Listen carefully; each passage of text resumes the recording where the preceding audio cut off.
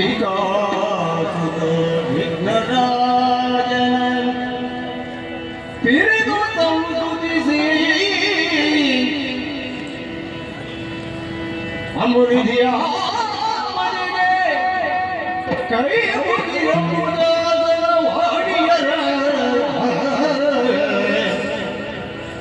ಪಾದಾನುಜಕ್ಕೆ ಪಡಬಡದ ಮಣ್ಣಿಗೆ ಈ ಕಥಾಭಾಗವ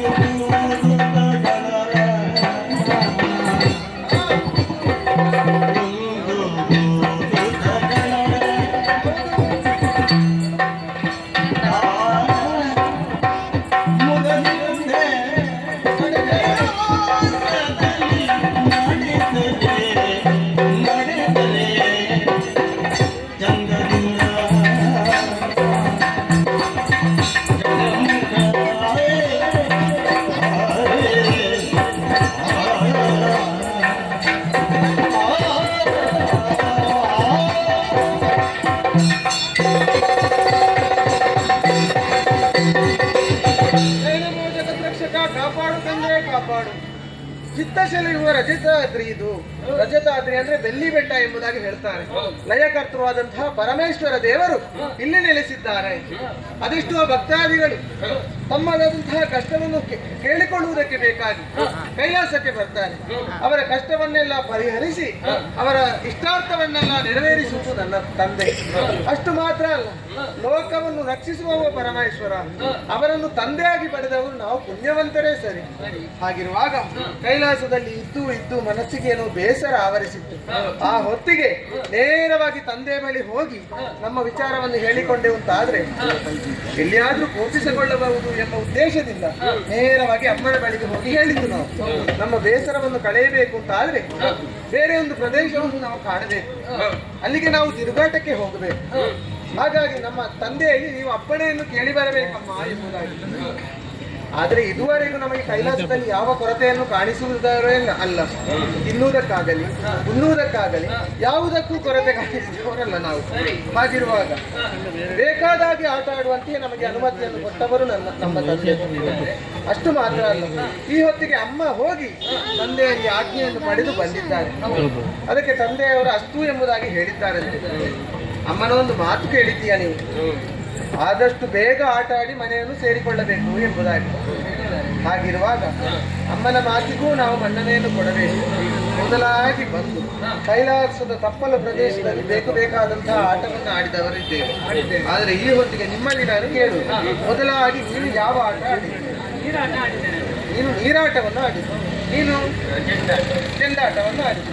ಆದರೆ ವಿಧವಾದ ಆಟವನ್ನು ನಾವು ಆಡಿ ಆಗಿದೆ. ಹಾಗಿರುವಾಗ ವೇಳೆ ಸಮೀಪಿಸುತ್ತಾ ಉಂಟು. ಇನ್ನು ತಡ ಮಾಡುವುದಲ್ಲ, ನೇರವಾಗಿ ನಮ್ಮದಾದಂತಹ ಕೈಲಾಸಕ್ಕೆ ತೆರಳಬೇಕು. ತಡ ಮಾಡುವುದಲ್ಲ, ಮುಂದುವರಿಯುವ.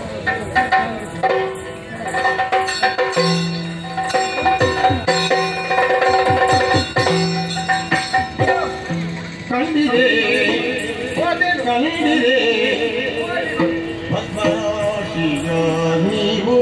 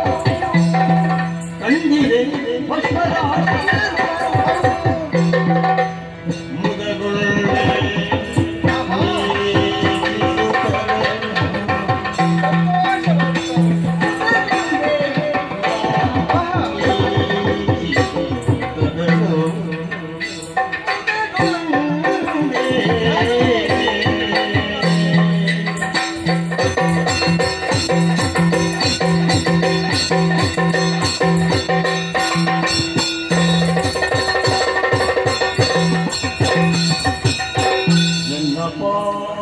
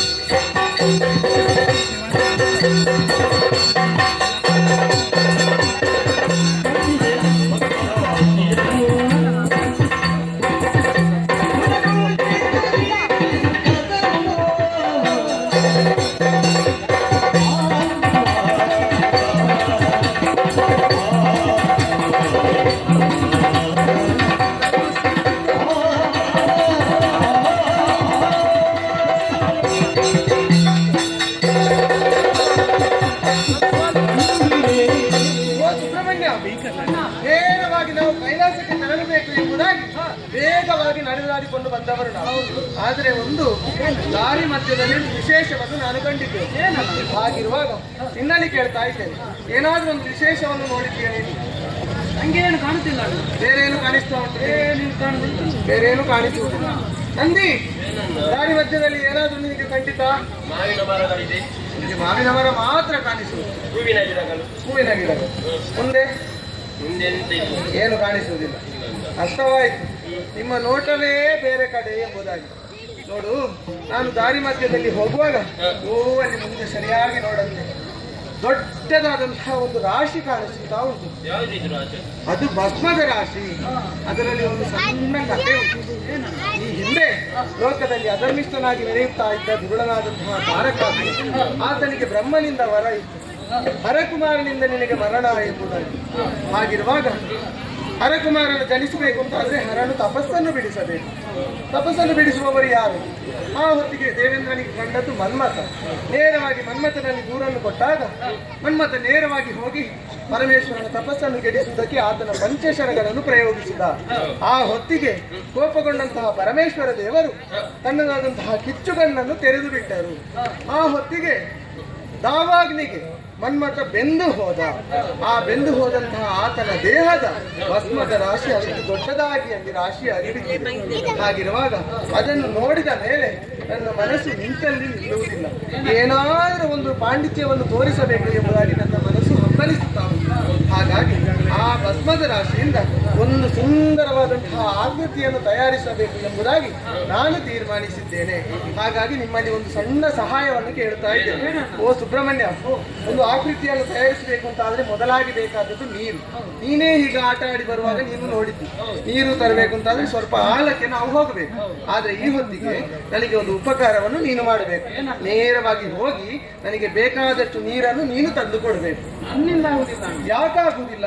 ನನಗೆ ಆಟ ಆಡಿ ಆಯಾಸ ಆಗಿದೆ. ನಿನಗೆ ಆಯಾಸ ಆಗಿದೆ, ಆಯ್ತು. ನಂದಿ, ನೀನಾದ್ರೂ ನನಗೆ ಸ್ವಲ್ಪ ನೀರನ್ನು ತಂದು ಕೊಡ್ತೀಯಾ? ಅಮ್ಮ ಮಾಡಿದ ತಿಂಡಿಯನ್ನು ಹೆಚ್ಚಾಗಿ ತಿನ್ನುವವರು ನೀನು. ಈಗ ಕೆಲಸಕ್ಕೆ ಜನ ನಾನಾ? ತಿನ್ನುವುದಕ್ಕೂ ದುಡಿಯುವುದಕ್ಕೂ ಏನು ವ್ಯತ್ಯಾಸ? ನನಗೂ ಕೂಡ ಆಯಾಸವಾಗಿದ್ದನ್ನ. ನಿನಗೂ ಆಗುವುದಿಲ್ಲ. ಆದ್ರೆ ನೀವು ಯಾರು ನನ್ನ ಸಹಾಯಕ್ಕೆ ಬರುವುದಿಲ್ಲ ಅಂತ ಆದ್ರೆ ನಾನು ಸುಮ್ಮನಿರುವವನಲ್ಲ. ನನ್ನ ಮನಸ್ಸಿನಲ್ಲಿ ನಾನು ಏನು ಎನಿಸಿದ್ದೇನೋ ಅದನ್ನು ನಾನು ಮಾಡಿಯೇ ತೀರಬೇಕು. ಹಾಗಾಗಿ ತಡ ಮಾಡುವುದಿಲ್ಲ. ನೀವು ನೀರು ತಾರದಿದ್ದರೆ ಏನಂತೆ, ನಾನೇ ನೀರನ್ನು ತಂದು ನನಗೆ ಬೇಕಾದಂತಹ ಆಕೃತಿಯನ್ನು ನಾನೇ ತಯಾರಿ.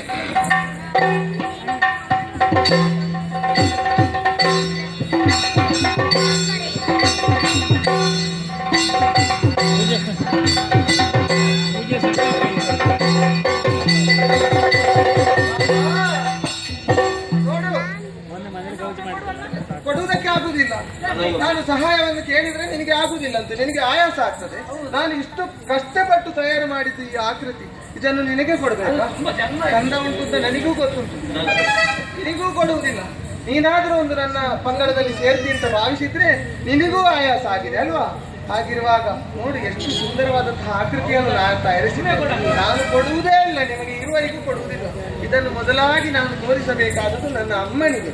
ಹಾಗಾಗಿ ನಿಮಗೆ ನಾನು ಕೊಡುವುದಿಲ್ಲ, ನನ್ನ ಅಮ್ಮನಿಗೆ ತೋರಿಸುವುದಕ್ಕೆ ನಾನು ಮುಂದುವರಿದ್ದೇನೆ.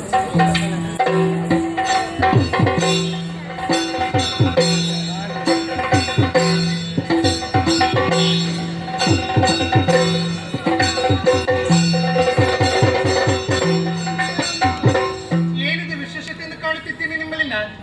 ನನ್ನ ಮಗನಂತಹ ಗಣಪನ ಜೊತೆ ಆಟವನ್ನು ಆಡೋದಕ್ಕೆ ಹೋದವ ಮರಳಿ ಹಿಂದೆ ಬರುವಂತಹ ಸಂದರ್ಭದಲ್ಲಿ ನೀವಿಬ್ಬರೇ ಕಾಣುತ್ತಿದ್ದೇನೆ. ಮಗ ಎಲ್ಲಿದ್ದಾನೆ? ನೋಡಿ ನಡಿಲಿಕ್ಕೆ ಆಗುದಿಲ್ಲ ಅಮ್ಮ. ಹೌದು, ಅವನು ಸ್ವಲ್ಪ ಹಿಂದೆ ಇದ್ದಾನೆ. ನೀವು ಮುಂದೆ ಆತನನ್ನು ಬಿಟ್ಟು ಬಂದಿದ್ದೀರಿ. ಹೌದಮ್ಮ. ತಪ್ಪಿನ ಕೆಲಸ ಮಾಡಿದಿರುತ್ತಾನೆ ನೀವು. ನಾನು ಹೋಗುವಾಗ ಆಡಿದ್ದೇನೆ, ಸದಾಕಾಲ ಜೊತೆಯಲ್ಲಿ ಇರಬೇಕೆಂಬುದಾಗಿ ಈ ವೃತ್ತಿಗೆ ಬಿಟ್ಟು ಬಂದಿದ್ದೀರಿ. ಎಲ್ಲಿದ್ದಾನೆ ನನ್ನ ಮಗ? ಬರ್ತಿದ್ದಾನೆ. ಮಗನೇ, ಎಲ್ಲಿದ್ದಾನೆ ನನ್ನ ಮಗ?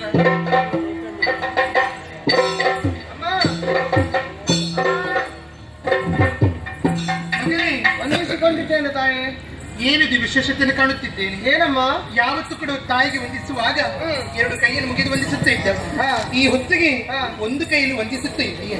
ನಿನ್ನ ವಂದನೆಯಲ್ಲಿ ಏನೋ ಚಮತ್ಕಾರ ಇದನ್ನು ಸ್ಪಷ್ಟವಾಗಿ ಅಮ್ಮ, ತಿಳಿದು. ಈಗ ನಿಮಗೆ ಎರಡು ಕೈಯಲ್ಲಿ ವಂದಿಸಬೇಕಾದ್ರೆ ಹೌದು. ಅಮ್ಮ ಒಂದು ಕೈ, ಅಮ್ಮ ಎರಡು ಕೈ, ಒಂದು ಸುತ್ತು ತಿರುಗು. ಅಮ್ಮ ಒಂದು ಕೈ, ಹಾಗೆ ಅಮ್ಮ ಎರಡು ಕೈ. ಒಂದು ಸುತ್ತು ತಿರುಗು ಕಲ್ಯಾಣ. ಯಾಕಮ್ಮ? ಒಮ್ಮೆ ತಿರುಗು ಬೇಡ ತಾಯಿ. ಬೇಕು. ಅಮ್ಮ ಅಮ್ಮ ಅಮ್ಮ ಸರಿಯಾಗಿ ಮಗನೇ. ನೋಡಿ ತಾಯಿ. ಪರಿಚಿಸುವ ತಾಯೇ ಕೌಶಲವ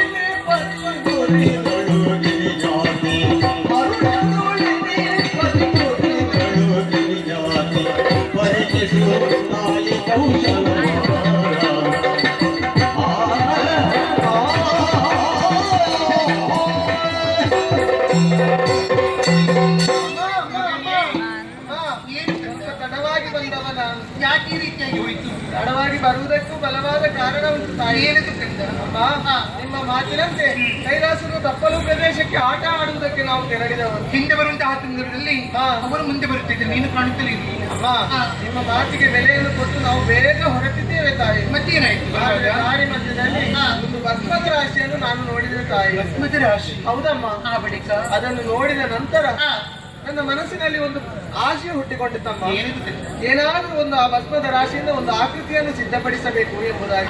ಅದಕ್ಕೆ ಬೇಕಾಗಿ ಸುಬ್ರಹ್ಮಣ್ಯನಲ್ಲಿ ಒಂದು ಮಾತನ್ನು ಹೇಳಿದೆ, ನನಗೆ ಸಹಾಯವಾಗಿ ಸ್ವಲ್ಪ ನೀರನ್ನು ತಂದು ಕೊಡು ಎಂಬುದಾಗಿ. ಅವನು ನನ್ನಿಂದ ಆಗುದಿಲ್ಲ ಎಂಬುದಾಗಿ ಹೇಳಿದಮ್ಮ. ಸಹಾಯ ಮಾಡಲಿಲ್ಲ ನೀವು? ಯಾಕೆ? ಆಯಾಸ ಆಗಿತ್ತಮ್ಮ. ಆಯಾಸವಾಗಿದೆ ಅವರಿಗೆ ಕಂದ? ನನಗೂ ಆಯಾಸ ಆಗಿದೆ ತಾಯಿ. ಹೌದು. ಹಾಗಂತ ನಂದಿಯ ಬಳಿಯಲ್ಲೂ ಕೇಳಿದೆ ತಾಯಿ. ಏನ್ ಮಾಡಿದ್ದಾರೆ? ಅವನು ನನಗೆ ಆಗುದಿಲ್ಲ ಎಂಬುದಾಗಿ ಹೇಳಿದ ನಂತರ ಕೊನೆಯ ಕ್ಷಣ ನೀನೇನ್ ಮಾಡಿದ್ದೆ ಮಗನೇ? ಅಮ್ಮ, ನನ್ನ ಕಷ್ಟ ನಿನಗೆ ಗೊತ್ತುಂಟಲ್ಲ ತಾಯಿ. ಹೌದು ಕಂದ. ಇಷ್ಟು ದೊಡ್ಡ ಹೊಟ್ಟೆಯನ್ನು ಹೊತ್ತುಕೊಂಡು ಹೋಗಿ ನೀರನ್ನು ತಂದು ಸುಂದರವಾದಂತಹ ಆಕೃತಿಯನ್ನು ಸಿದ್ಧಪಡಿಸಿದ್ದೇನಮ್ಮ. ಅಮ್ಮ, ಇದನ್ನೊಮ್ಮೆ ಸರಿಯಾಗಿ ನೋಡ. ಅದರ ಕಣ್ಣನ್ನು ನೋಡಿದಾಗ ಹೌದು. ಎಲ್ಲಿಗೆ ನೋಡಿ ತಾಯಿ, ಕಲಿಯುವುದಕ್ಕೆ ಬೇಕಾಗ್ತದೆ. ಆಗುವುದಿಲ್ಲ ನನ್ನ ಮಗನೇ, ಹಿಡಿದುಕೊಳ್ಳಬೇಕು. ಅಮ್ಮ, ಆ ಹಣೆ, ಹೌದು. ಆ ಉಕ್ಕು, ಆ ಮೂಗು, ಆ ಕಣ್ಣು, ಆ ತುಟಿ, ಆ ಗಡ್ಡಿ ನೋಡುತ್ತಾಯಿ. ಆ ಪಾದವನ್ನು ನೋಡುತ್ತಾಯಿ. ಎಷ್ಟು ಅಂದಸನ್ನು ಮೂರ್ತಿಯನ್ನು ಮಾಡಿಕೆ ಕಂಡ. ಹೌದು ಹೌದಮ್ಮ. ಅದಕ್ಕೆ ಅಮ್ಮ, ಹಾ. ಇದನ್ನು ತುಂಬಾ ಪ್ರೀತಿಯಿಂದ ನಾನು ಸಿದ್ಧಪಡಿಸಿದ್ದೇನೆ. ಹೌದು. ಹಾಗಾಗಿ ನಿಮ್ಮಲ್ಲಿ ಒಂದು ಮಾತನ್ನು ಕೇಳ್ತಾ ಇದ್ದೇನೆ. ಏನದು ನೀವು ಕೇಳ್ತಾ? ನೆರವೇರಿಸಿ ಕೊಡಬೇಕು ತಾಯಿ. ಎಂತದೊಂದು ಮಾತು? ಈ ಆಕೃತಿಗೆ ನೀವು ಜೀವಕಲೆಯನ್ನು ಕೊಡಿಸಬೇಕು ತಾಯಿ. ನಾನು ಜೀವಕಲೆಯನ್ನು ಕೊಡಿಸಬೇಕು. ಕೊಡಿಸಬೇಕು, ತಂದೆ ಬಳಿಯಲ್ಲಿ ಹೇಳಬೇಕು. ಹೇಳಿ. ಅಷ್ಟು ಮಾತ್ರ ಅಲ್ಲ, ಹಾ. ಈ ಆಕೃತಿಯಿಂದ ನಾನು ಅನವರತವೂ ಇದರ ಜೊತೆ ಆಟ ಆಡುತ್ತಾ ಇರಬೇಕಮ್ಮ. ಹಾ. ಹಾಗಾಗಿ ತಂದೆ ಬಳಿ ಹೋಗಿ ಹೇಳುವುದಕ್ಕೆ ನನಗೆ ಭಯ ಆಗ್ತದೆ. ನೀನೇ ಹೋಗಿ ಹೇಳಬೇಕು. ಅಮ್ಮ, ನಾನು ಹಿಡ್ಕೊಳ್ತೇನೆ. ನಾನು ಒಮ್ಮೆ ಹಿಡಿದುಕೊಳ್ಳುತ್ತೇನೆ ಮಗನೇ. ಅಮ್ಮ, ಮೆಲ್ಲ ಹಿಡ್ಕೊಳ್ಬೇಕು. ಅಮ್ಮ, ಕಂದ. ಅಮ್ಮ, ಮೆಲ್ಲ ಮೆಲ್ಲ ಮೆಲ್ಲ ಮೆಲ್ಲ ತಾಯಿ. ಎಷ್ಟು ಮಕ್ಕಳನ್ನು ಹಿಡಿದುಕೊಂಡು ಹಾ. ಆದ್ರೂ ಕೂಡ ಈ ಹೊತ್ತಿಗೆ ನನ್ನ ಮನಸ್ಸಿಗೂ ಕೂಡ ಸಂತೋಷವೇ ಆಯಿತು. ಯಾಕಮ್ಮ? ಗರ್ಭದ ರಾಶಿಯಿಂದ ಒಂದು ಮೂರ್ತಿಯನ್ನು ಮಾಡಿದ್ರು. ಹೌದಮ್ಮ. ಸದಾಕಾಲಿನ ಹತ್ತಿರ ಇರಬೇಕೆಂಬ ಮಾತನಾಡಿದ್ದೆ. ಹತ್ತಿರ ಇರಬೇಕಾದರೆ ಇದಕ್ಕೆ ಜೀವಕಲೆಯನ್ನು ಕೊಡಬೇಕು ಎಂದು ಹೇಳುವುದಕ್ಕಾಗಿ ನೀವು. ಹಾಗಾಗಿ ಈ ವಿಚಾರವನ್ನು ನಾನು ಪತಿದೇವರಿಗೆ ನಾನು ಒಂದು ವೇಳೆ ತಂದೆಯಲ್ಲಿ ಹೇಳಿದೆ ಅಂತ ಆದ್ರೆ ಒಂದೊಮ್ಮೆ ಕುಪಿತಗೊಂಡರೆ ನನಗೆ ಭಯವಾಗ್ತದೆ ತಾಯಿ. ಇಲ್ಲ ಮಗನೇ, ಮಗನ ಕಾರ್ಯವನ್ನು ನೆರವೇರಿಸಬೇಕಾದ ತಂದೆ ತಾಯಿ ನಮ್ಮ ಕರ್ತವ್ಯ. ಹೌದಮ್ಮ. ಹಾಗಾಗಿ ಸ್ವಲ್ಪ ಹೊತ್ತು ಈ ಮಗು ನೀವು ಹಿಡ್ಕೊಳ್ಳೋದು. ನಾನು ಹಿಡ್ಕೊಳ್ಬೇಕು. ಅಲ್ಲಿ ಮೂಲೆಯಲ್ಲಿ ಎಲ್ಲಿ ಇರ್ಬೇಕಮ್ಮ? ಅಲ್ಲಿ ಆಗಲಿ ತಾಯಿ. ಮತ್ತೆ ದೇವರಲ್ಲಿ ವಿಚಾರವನ್ನು ತಿಳಿಸಿ ಹಾ. ಅವರು ಒಪ್ಪಿಗೆಯನ್ನು ಕೊಟ್ಟರೆ ಎಂದಾದರೆ ಅವರು ಫಸ್ಟ್ ಉತ್ತರ ಏನು ಬರುತ್ತಿದ್ದ ಕಾಯುತ್ತಾರೆ. ಬೇಗ ಹೇಳ್ಬೇಕು. ಆದೀತು ಮೌನದಲ್ಲಿ ಇರಬೇಕು. ಆಗಲಿ ತಾಯಿ. ಅಲ್ಲೇ ಕುಳಿತುಕೊಂಡಿರಬೇಕು. ಆಗಲಿ. ರಮಣ, ಆಟವಾಡುವುದಕ್ಕೆ ಹೋದವರೆಲ್ಲರೂ ಮರಳಿದ್ದಾರೆ. ಹೌದು ಈಗ ಮಧ್ಯೆ ಪಾರ್ವತಿ ಅವಸರದಿಂದ ಕರೆದೇ ಅಲ್ಲ. ನಿಜ. ಏನೇ ರಮಣ, ಪ್ರಾಣನಾಯಕ ದೇವ, ಪ್ರಾಣನಾಯಕ ದೇವ, ವೀರಾಂಗಧರನೇ.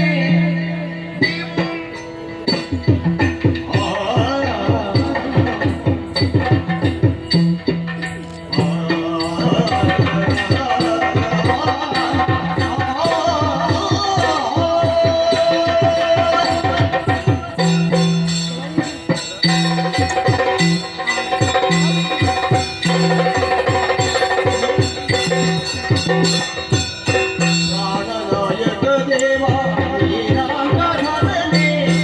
ಸತ್ಯ. ಗಜಾನನ ಸುಕುಮಾರ, ಗಜಾನನ ಸುಕುಮಾರ, ಜಾನಪದವಾಗಿ ನೀನು, ನೋಡಿ ಜಾನಪದವಾಗಿ ನೀನು. ನೋಡಿ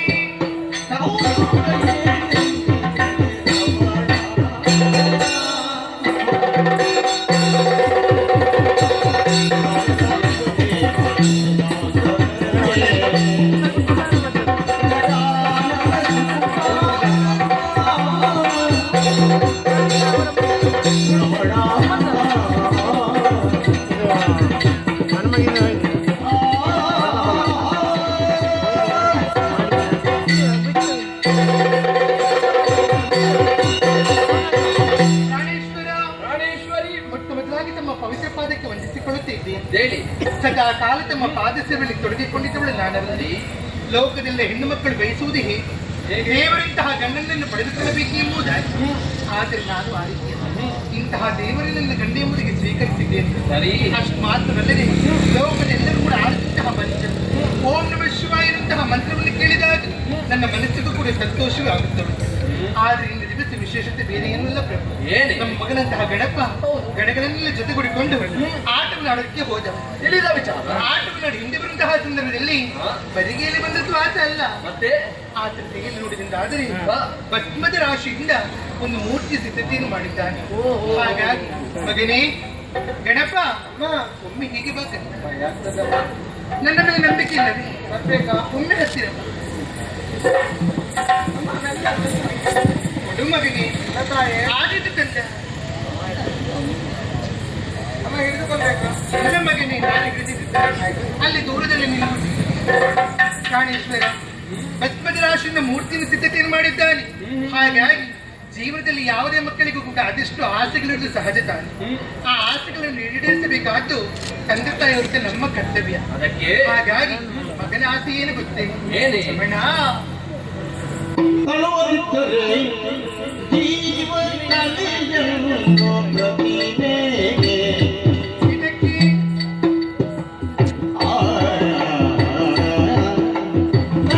ತಳುವದಿದ್ದರೆ ಜೀವನದೆಯೆಂದು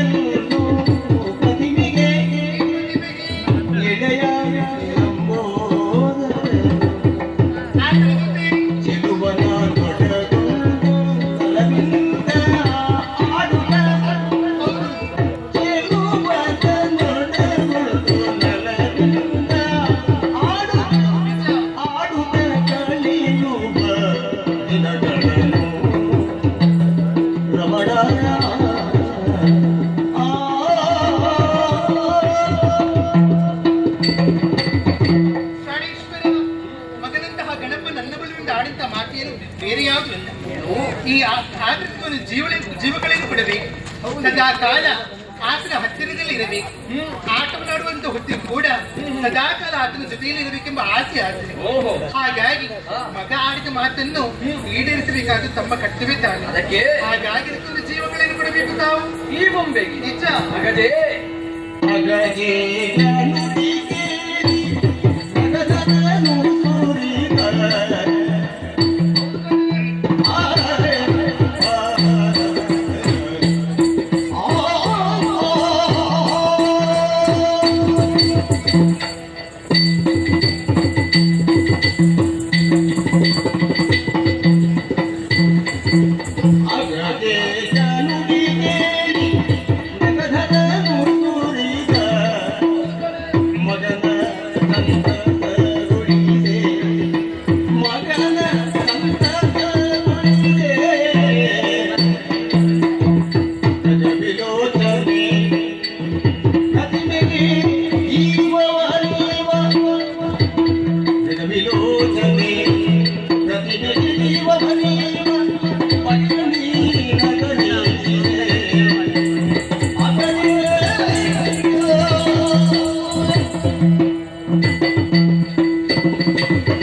ಪಾರ್ವತಿ ಪ್ರಾಣೇಶ್ವರ ಕೊಡಂತೆ ಆ ಬೊಂಬೆಯನ್ನು.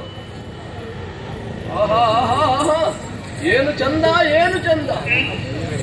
ಯಾವುದರಿಂದ ಮಾಡಿದಂತಹ ಬೊಂಬೆ ಇದು? ಪುಷ್ಪದ ರಾಶಿ. ಸಾಮಾನ್ಯವಾಗಿ ಮಣ್ಣಿನಿಂದ ನಿರ್ಮಿಸಿದಂತಹ ಬೊಂಬೆಯನ್ನು ನಾವು ಕಾಣುವುದು ಸ್ವಾಭಾವಿಕ. ನಿಜ. ಆದರೆ ಇದು ಭಸ್ಮದಿಂದಲೇ ನಿರ್ಮಾಣವಾದಂತಹ ಬೊಂಬೆ. ಇದನ್ನು ಮಾಡಿದ್ದು ನಮ್ಮ ಮಗನನ್ನು. ನಿಜ. ಆಹಾ ನೋಡಿದಾಗ ಆತನ ಕೈಯ ಮೆಚ್ಚಲೇಬೇಕು. ಎಂಥವರನ್ನಾದರೂ ಆಕರ್ಷಿಸುವಂತಹ ದೆಳೆತ ಈ ಬೊಂಬೆಯಲ್ಲಿ. ಹೌದು, ನಮ್ಮ ಮಗ ಇಷ್ಟು ಒಳ್ಳೆಯ ಕಲಾವಿದೆ ಎಂದು ನಮಗೆ ಇವತ್ತೇ ತಿಳಿಸಲು. ಸತ್ಯ. ಈಗ ಇದಕ್ಕೆ ಜೀವ ಕಲೆಯನ್ನು ಕೊಡಬೇಕು. ಹೌದು, ಮಕ್ಕಳ ಆಸೆಯನ್ನು ಈಡೇರಿಸಬೇಕಾದದ್ದು ಹೆತ್ತವರಾದಂತಹ ನಮ್ಮ ಕರ್ತವ್ಯ. ನಿಜ ರಮಣ. ಲೋಕದಲ್ಲಿ ನಮ್ಮ ಭಕ್ತರ ಅಭಿಲಾಷೆಯನ್ನು ನೆರವೇರಿಸುವವರು ನಾವು. ಹಾ, ನಮ್ಮ ಮಕ್ಕಳ ಆಸೆಗೆ ಇಲ್ಲ ಎಂದು ಹೇಳುವುದಕ್ಕೆ ಸಾಧ್ಯವಿಲ್ಲವಲ್ಲ. ಆದ್ದರಿಂದ ಏನು?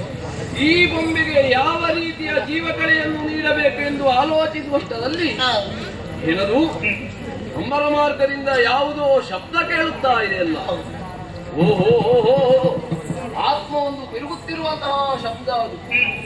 ಸರಿ ಸರಿ ಸರಿ, ದೇಹ ಪ್ರವೇಶದ ಅವಕಾಶ ಸಿಗದೆ ಚಡಪಡಿಸುತ್ತಾ ಇದೆ ಆ ಆತ್ಮ. ಹೌದು, ಆ ಆತ್ಮದ ಮೂಲಕವಾಗಿ ಈ ಬೊಂಬೆಗೆ ಜೀವಕಲೆಯನ್ನು ನಾನು ನೀಡಿದ್ದೇನೆ. ಹೌದು. ಆದ್ದರಿಂದ ಆ ಆತ್ಮವನ್ನು ಸೆಳೆದು ಇದಕ್ಕೆ ಆವಾಯಿಸಿ ಜೀವಕಲೆಯನ್ನು